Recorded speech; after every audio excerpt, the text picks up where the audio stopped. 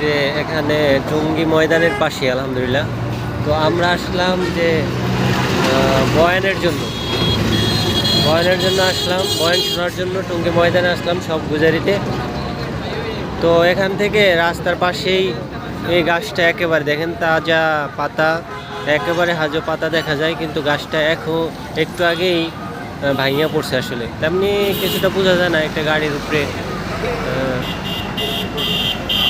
গাড়ির উপরে পড়ছে, গ্লাসটা ভেঙে গেছে।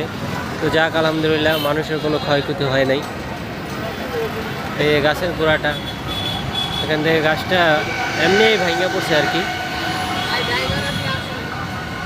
তো গাছটা এখানে তেমনটা ক্ষতি হয় না, এখানে রাস্তা আছে, তো গাড়ি ঘোড়ার পরে নাই আলহামদুলিল্লাহ, কোনো ক্ষয়ক্ষতি